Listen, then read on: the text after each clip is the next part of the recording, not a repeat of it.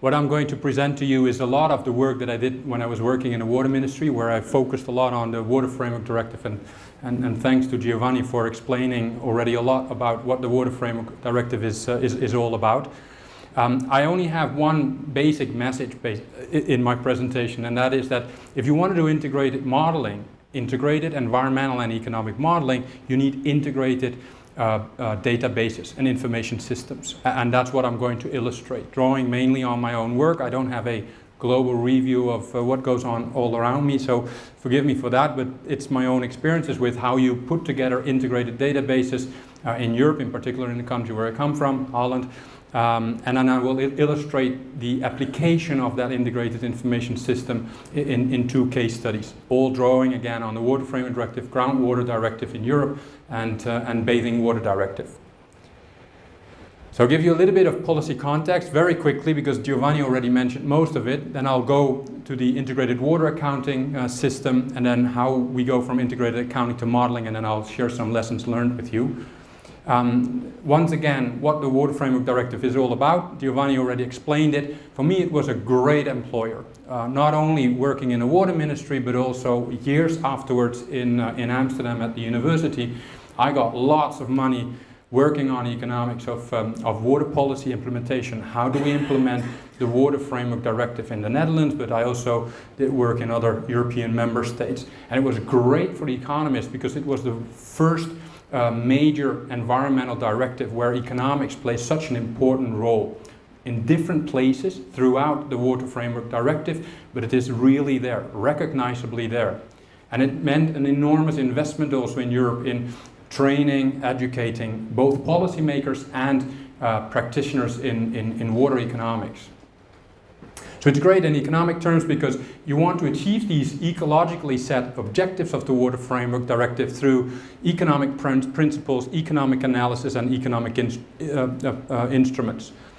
And what I'll focus on in particular is river basin characterization. So if you want to know what the economic value is of how we use water in river basins, you need to have also economic data that you can couple to the water resources in that basin. And cost-effective program of measures is very important, because you then, if you identify an environmental problem or you are unable to reach good ecological status, the classification that Giovanni presented, you have to do something. You have to solve a problem. And by solving that problem, you also pay a price. And what the Water Framework Directive says is, and it makes a lot of sense, I guess, is you have to do that in the least cost way possible. I can guarantee you, after 5 years in the water ministry, this is not a common principle in water policy or in the water departments. So often we do spend money on it, but it doesn't always mean that we do it in the most cost-effective manner. One more slide about the Water Framework Directive, just to show you a little bit how economics plays a role in achieving good ecological status. It means that you have to assess, of course, what the current status of your water bodies is. In this case, for example, a groundwater body. You look at socio-economic developments, consequent pressures on the groundwater body or on the water body. Remember, it was introduced in 2000. So since 2000, for 15 years, water policy makers have been working on the Water Framework Directive, identifying what measures they should take to reach good ecological status in 2015. And then subsequently, every 6-7 years, you have to submit river basin management plans to achieve the environmental objectives, should you not be able to do that in 2015. So for 15 years, they've been thinking about, okay, what is the expected status going to be by 2015? So already in 2000, thinking about what are current trends, and how will they continue to exert pressures on the water body, what is the required status of the water body, and then you just confront the two. It's like the gap analysis that Giovanni was referring to, and then you identify whether or not you have a problem. And then if you have a problem, you have to identify a solution. And often the solution comes from water engineers, water scientists. Then the economists come in, because they also require that you try to reach the environmental objectives in the least cost way possible. The Water Framework Directive doesn't ask explicitly for a comparison of costs and benefits, but a lot of my work actually in the water ministry was on exactly that. Because there is, in the same clause, Article 4, where they define good ecological status, and this is not uncommon in environmental directives in Europe, you also immediately have an escape clause. If the costs are considered disproportionate, you can get out. You can delay reaching the objectives in time, or you lower your environmental objectives. And the Dutch government was really interested in that, so they spent a lot of money on finding out what are the costs and the benefits of implementing the Water Framework Directive. Keep in mind that I come from a country that is considered the sink of Europe. All or some of the major rivers in Europe drain in Holland, in the North Sea. So that's your link with the coastal zone. My country is a coastal wetland with all these major rivers coming from abroad, where a lot of pollution sources exist. They all pump pollution into the rivers, and we can try to do lots of things in the Netherlands, but if the surrounding countries don't do anything, it's like mopping the floor with the tap running. There's really very little that we can do, and that was one of the major focus points of the Dutch government, to get away with lowering the environmental objectives in our country, because it was so difficult to control the pollution sources abroad.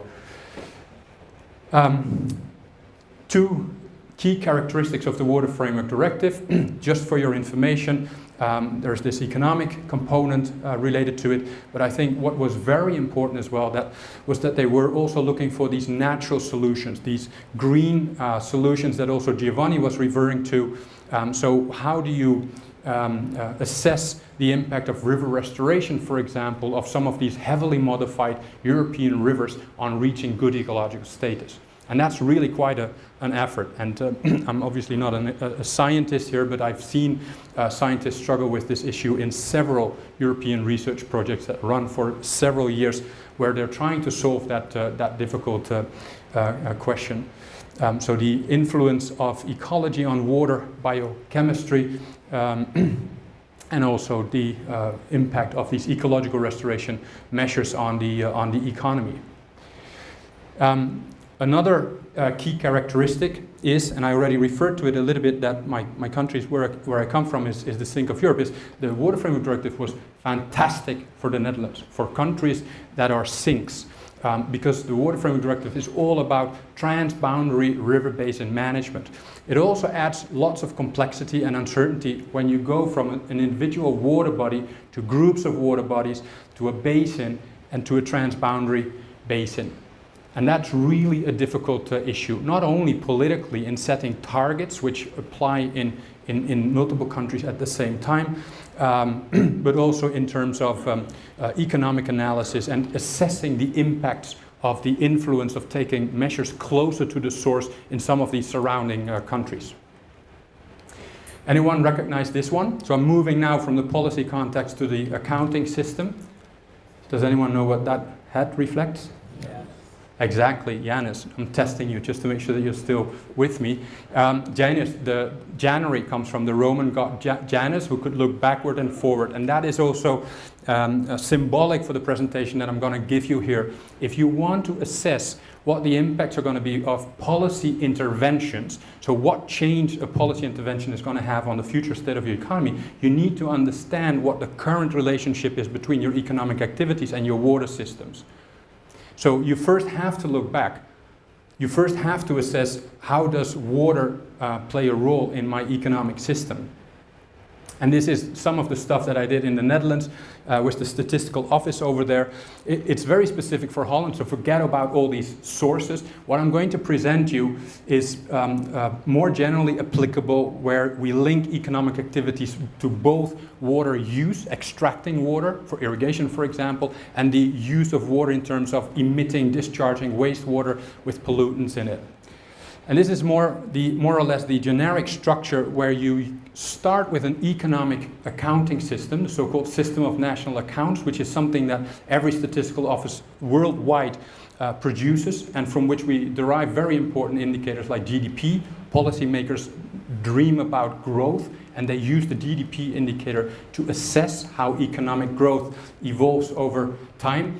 And basically what I did was, around the core system of national accounts, which has been developed decades ago already, and which is basically sacred, you cannot touch it, I developed so-called satellite accounts. So I'm not able to mess around with the system of national accounts, because there are big handbooks written by UN, statistical offices, etc., which prescribe how you do this economic accounting. What I did was I coupled the system of national accounts with these economic transactions to the flows that are associated with the economic activities in a particular year.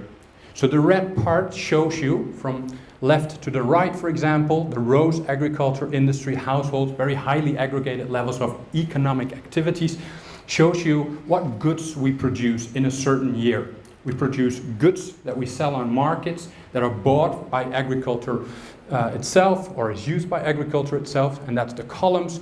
Industry uses products from agriculture, that's X2 for example, and that gives you in the end a total, a gross output of goods. But we also produce bads, as you know. We discharge wastewater, and wastewater contains pollutants which we don't like. So that is what we did then. We have the production of goods during a certain year, and we also found information about the discharge of wastewater in water bodies in the country with certain concentration levels of different types of pollutants. And in some cases, agriculture industry, for example, they buy things, they extract things, they take water out of the water system, but there's also some self-cleaning mechanism in place. Industry has their own wastewater treatment mechanisms, for example. So in the end, what you end up with is a balance which gives you the GDP, which is the economic indicator, but it also gives you a water balance, and it gives you the deposition when you equate the emissions of different kind of pollutants with the self-absorption capacity of the wastewater treatment plants and the wastewater treatment that goes on in industry, for example. And this is a long process. It took me years to develop this. Conceptually, it was not so difficult, but then to actually find the data, which is there, but it's spread all over the place, and then to do that, first of all, at the national level, and then try to disaggregate it to the level of river basins, which is the unit, the geographical unit for which we have to write these river basin management plans for the Water Framework Directive, and then link it to different types of pollutants. That's really quite a lot of work, and these are the years in which I worked on it. This is my country. The different colors represent the different river basins that we have.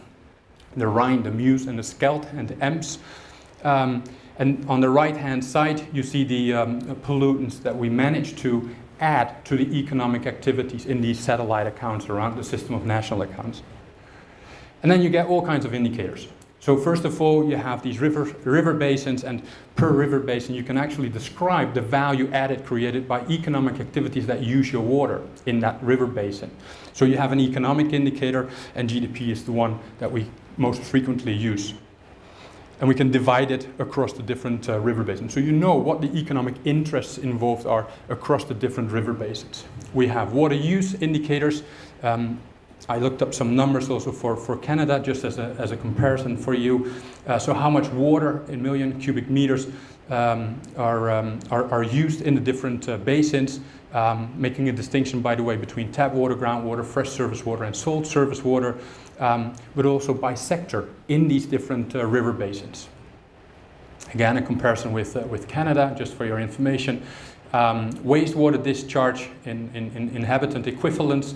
Again, the distribution across the different river basins. So where does this pollution originate from? And also for heavy metals, for example. So the heavy metals in the wastewater that is discharged in these different basins. And the good thing is that we are also able to link these heavy metals, for example, and here the nutrients. This is still for the river basins. We're also able to link them to the sectors, right? So I have nutrients for the river basins, and I have the nutrients and all kinds of heavy metals and other substances also related to these economic activities.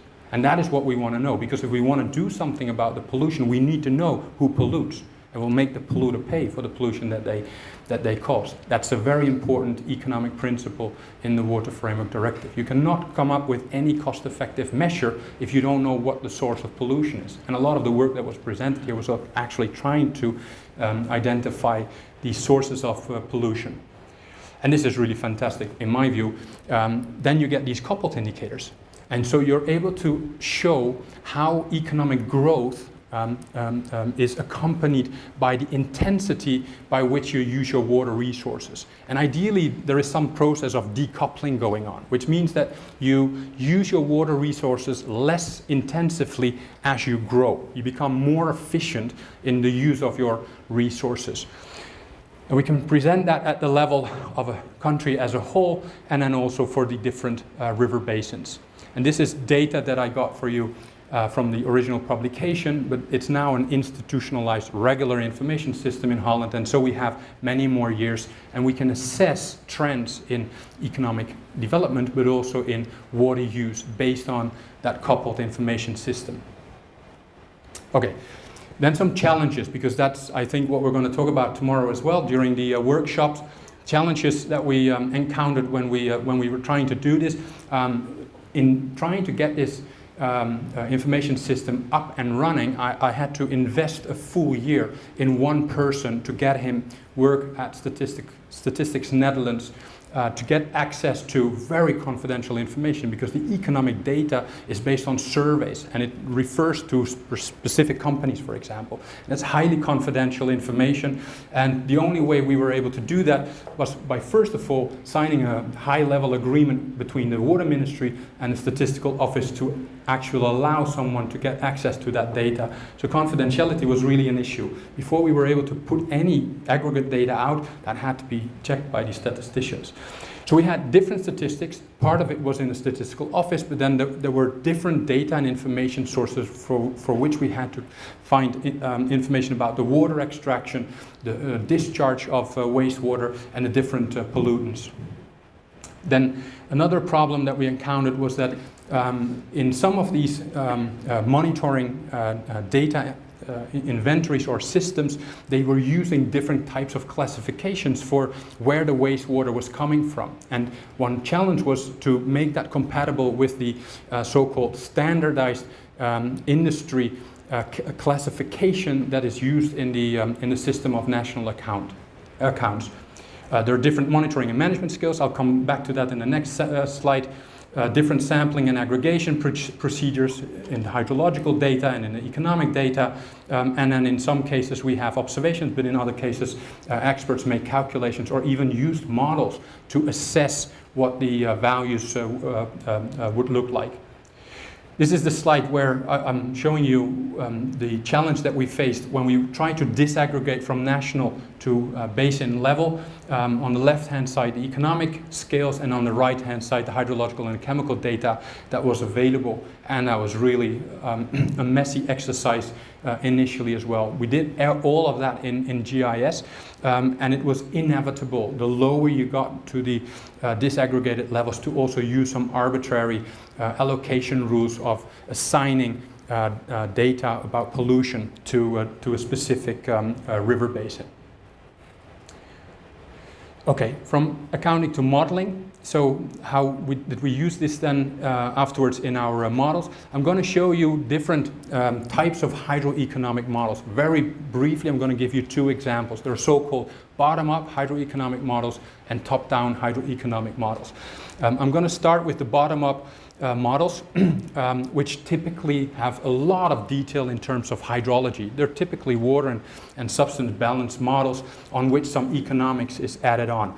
The top-down economic models start from the other way. They start with an economic model and they try to introduce water in that economic model. So I'll give you an example of the two approaches.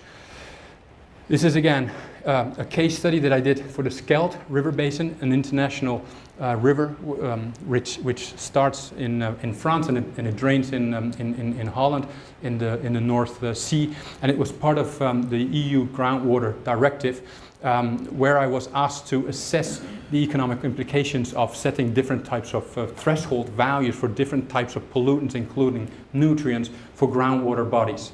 The Groundwater Directive was very similar to the Water Framework Directive. It tried to also reach some kind of good ecological status. It was quite difficult to actually, as also Giovanni said, to monetize it, to express in economic terms what the value added was of protecting those groundwater bodies.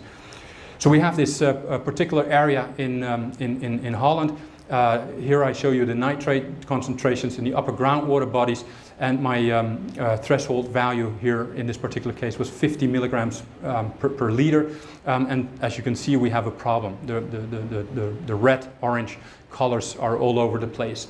And so we had to come up with a cost-effective program of measures. And what does that mean is we identify policy scenarios, we assess, and we saw lots of examples of that already here today, what the environmental impacts are of those policy measures using your advanced scientific models. I'm then the economist, and I do some simple cost calculation on top of that. And I think in the morning already we had a question about it. There was a presentation where the question was from the Michigan State presenter, whether they also calculated the cost. So I'm actually going to present you similar results as he did in a different case study, of course. I'm focusing in particular on how you connect then these costs to these effects. One important issue in Europe more generally, not again just in the country where I come from, is that economists are fairly comfortable in assessing the cost effectiveness of measures which have a direct impact, for example, on the use of fertilizer on a hectare of land. That's very easy, accessible and understandable also for an economist. But what I try to do in this particular study is to see how the ranking of the measures of the most preferred or priority measures that could reach the environmental objectives at the least costs would change depending on the effects indicator that you use, whether you're on the pressure side or whether you're on the impact side. And of course, if you want to look at the impact of a measure on water quality, you need a model. An economist needs a model, and not all economists are very comfortable with using these kind of models. And you also have to be lucky in some cases, and I was in this particular case, that there is actually a model that allows you to make that link between the pressure reduction and the impact on water quality.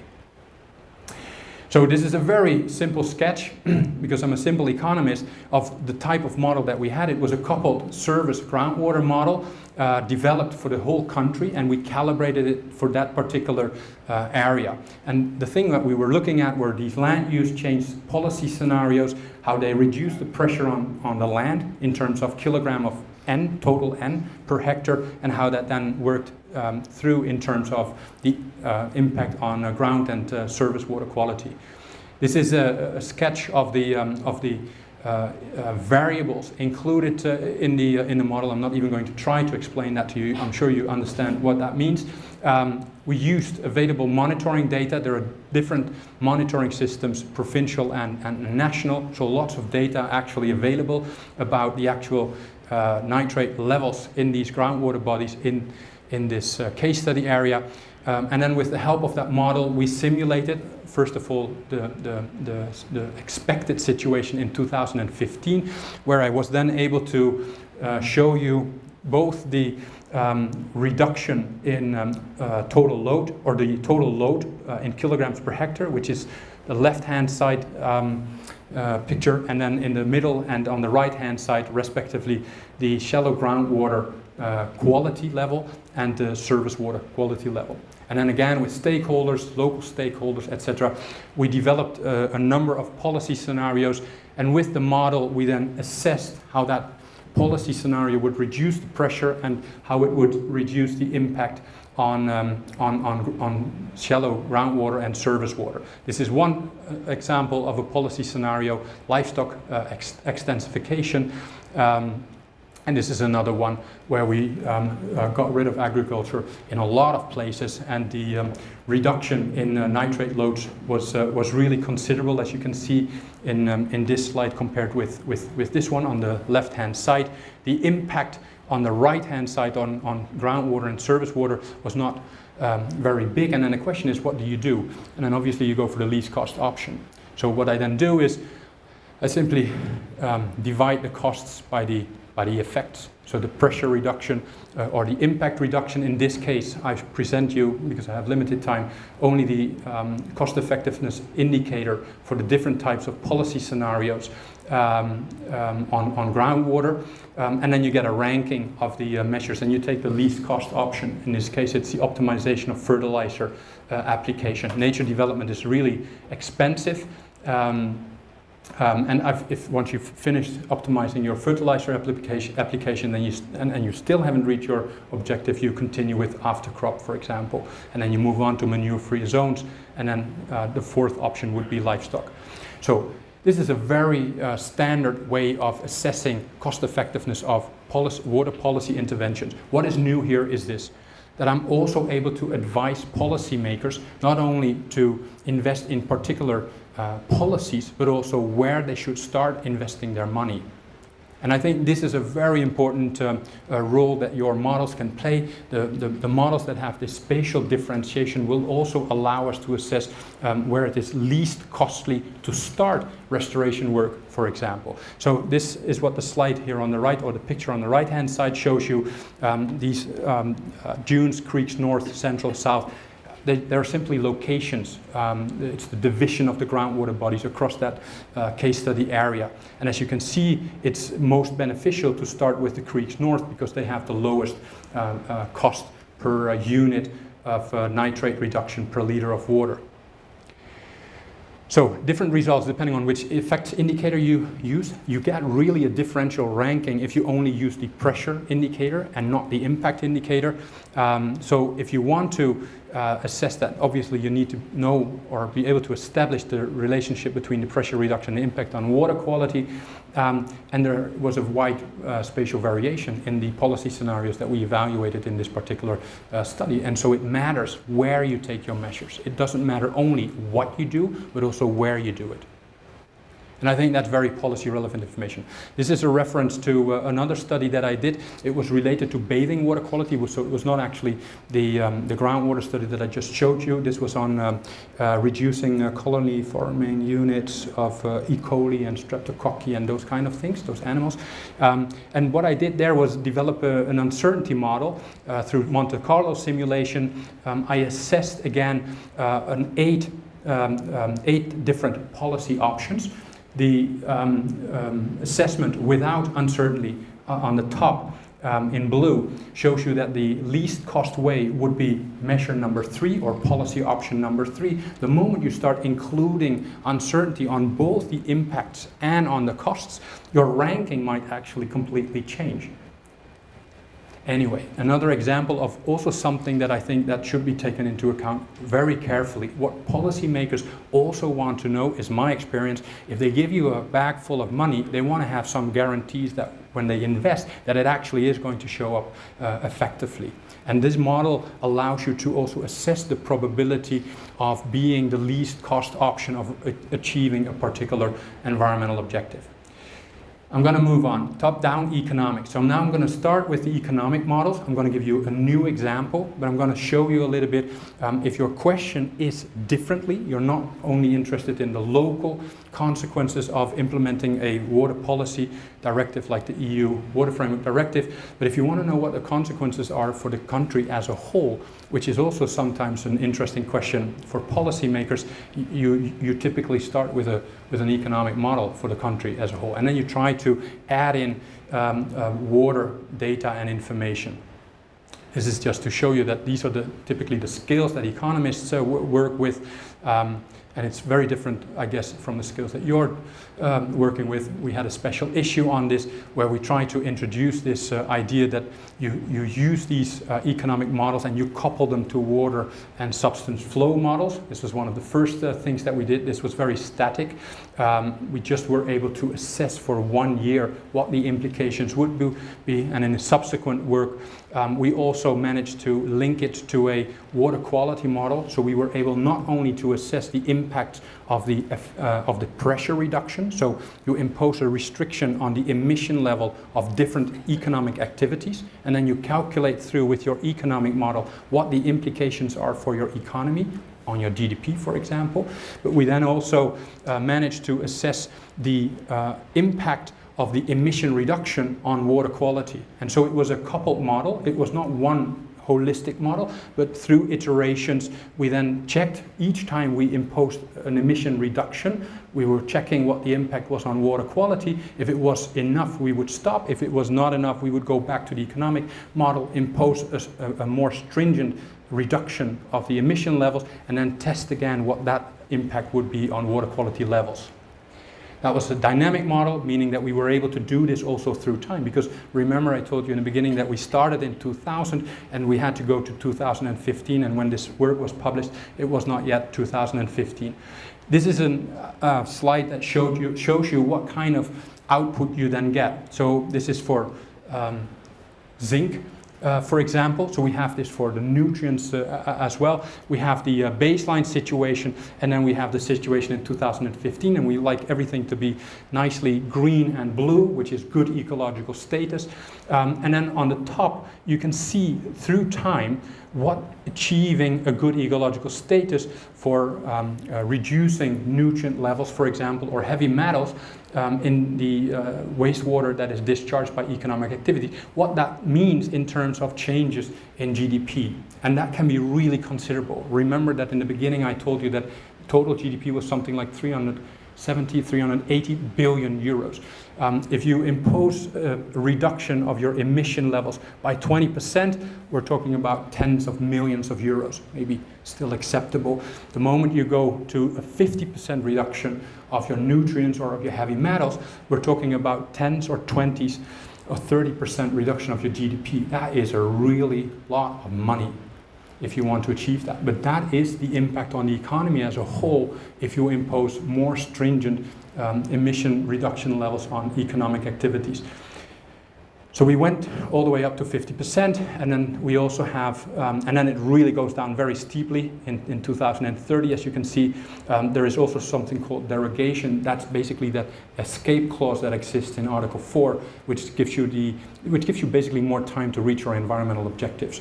And if you do that, then your costs, as you can see, can go down considerably. So you won't reach that good ecological status in 2015, but you might reach it, I don't know, 2030 or 2045. But then that significantly reduces your costs because your economic system has more time to adapt to that new situation.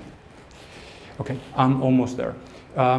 So the message that I started off with, if you want to do this integrated type of modeling, the model exercise that I showed you at the end was completely calibrated on that integrated information system that I showed at the beginning, that accounting framework. We're unable to assess whether the model is predicting correctly if we don't have that link, first of all, of the emission levels to the water of these economic activities. So we need that integrated information system, otherwise we cannot calibrate our models. And it's basically a very unreliable exercise if you don't have that.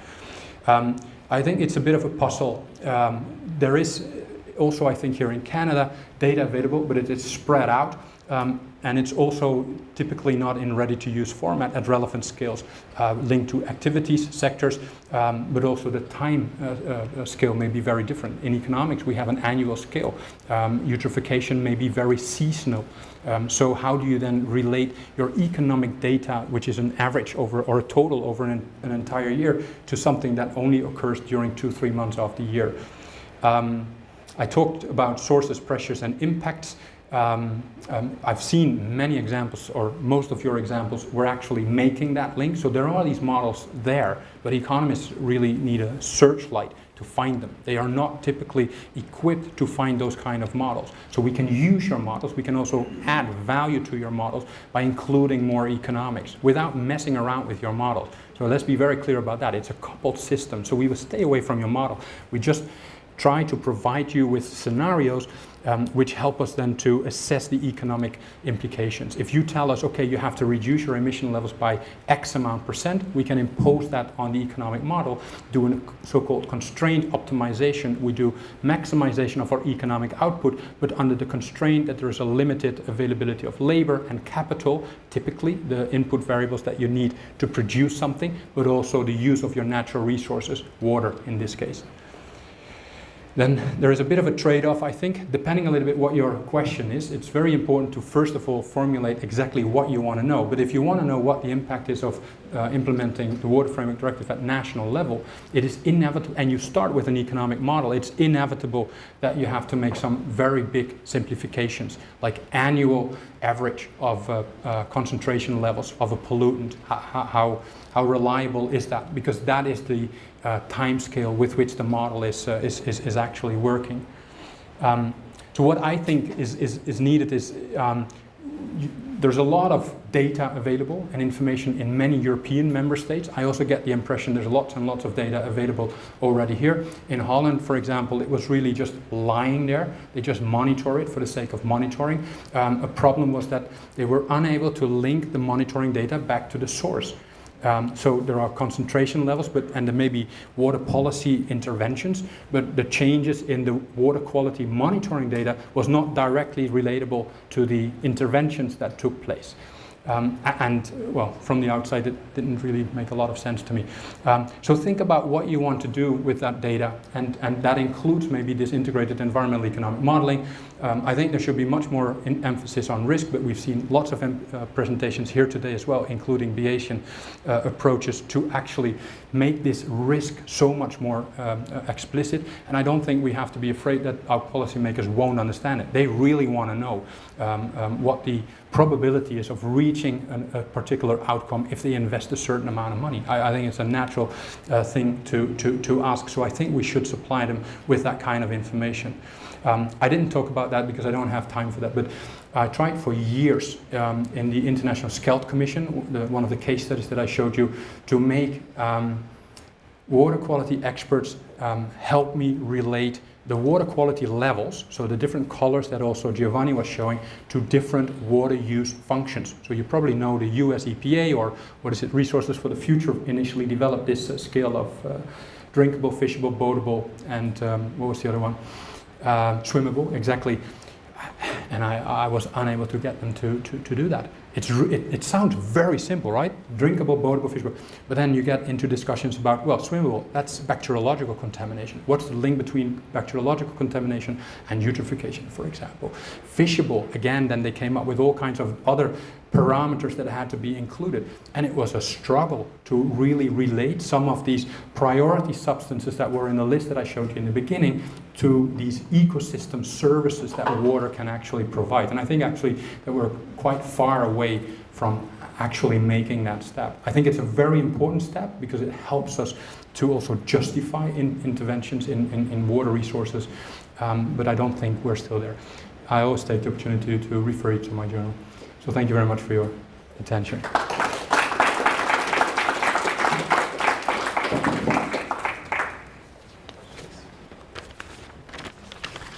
assume the uncertainties that you were referring to had to do with point versus non-point sources? Both. Okay, and how do you come up with the weights for the non-point sources?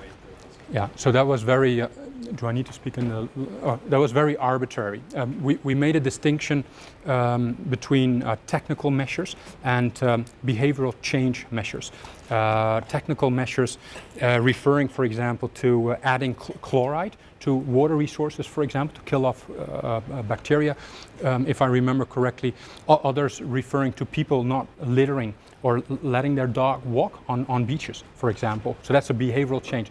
The certainty that we attach to behavioral change was significantly lower, knowing that some people maybe won't really obey by the law, than some of these technical measures of which we thought that you implement them and then it's pretty certain that this will actually be the end result.